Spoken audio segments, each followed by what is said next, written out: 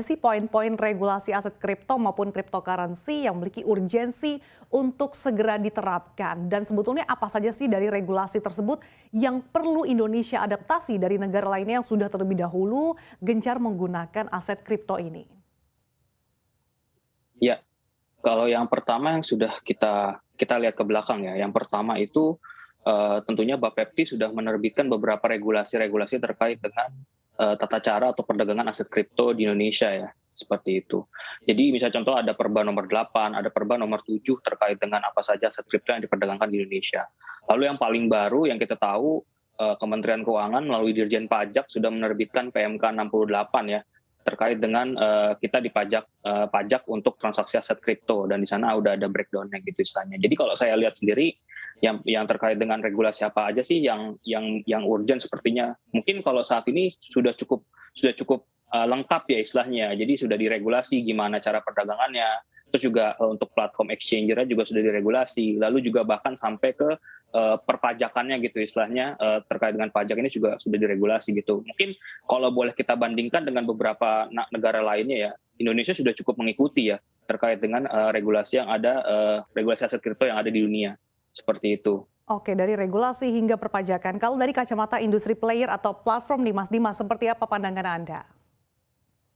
Ya, mungkin Mbak Andi, poin yang penting di dalam regulasi peraturan Bapepti 8 2021 yang terakhir berlaku, itu mungkin poin terkait keberadaan bursa, clearing, dan kustodian yang memang organ-organ yang diberikan kewenangan oleh Bapepti untuk mengatur, mengawasi, dan mengembangkan industri aset kripto itu sendiri.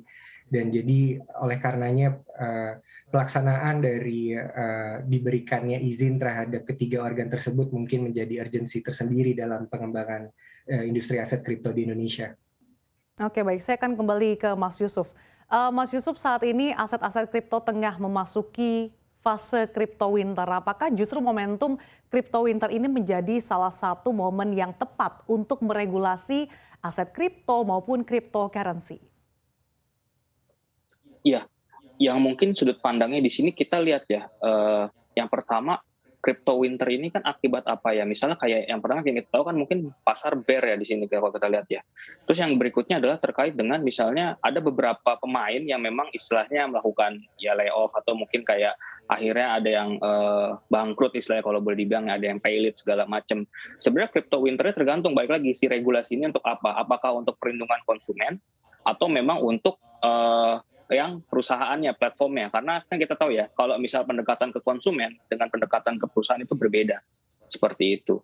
Jadi memang kalau misalnya lihat, kalau kita lihat memang dari di sini kalau kita lihat contoh kasusnya adalah lebih banyak di sudut pandang yang platformnya gitu. Jadi memang kita lihat memang perlindungan konsumen yang perlu nih di sini.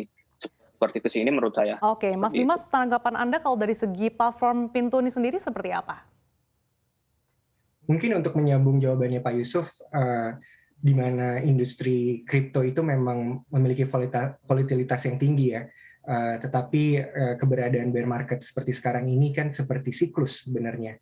Jadi kalau dikaitkan dengan timing regulasi, sebenarnya bukan menjadi poin apakah sekarang sedang bear market atau tidak, tetapi mungkin lebih ke arah fokus terhadap perlindungan konsumen tadi, di mana pemerintah sebagai regulator itu memberikan perlindungan terhadap para investor atau konsumen dalam hal ini. Ya.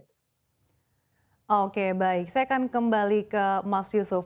Mas Yusuf, tapi kalau misalkan kita lihat gitu ya, dari segi transaksi, sebetulnya transaksi kripto per bulannya akhir-akhir ini tampaknya menyusut nih seiring dengan adanya fase atau mungkin tren winter kripto. Apakah Anda melihat hal ini cukup sesuai atau tidak? Kalau kita melihat dari tahun lalu ya, bahkan kalau kita lihat dari terkait dengan transaksi aset kripto ya, dari tahun 2020 ke tahun 2021, di mana tahun 2021 itu ada sekitar 859 triliun volume aset kripto di Indonesia gitu selama setahun, dan per Mei kemarin sekitar 192 triliun aset kripto yang diperdagangkan. Jadi kalau kita lihat memang kalau boleh dibilang itu tidak apa ya, mungkin penyusutan mungkin ada, tapi memang tidak sesignifikan yang misalnya langsung aset transaksinya turun hingga sampai 50 sampai 80%, tapi memang ini masih dalam kewajaran sih kalau menurut saya.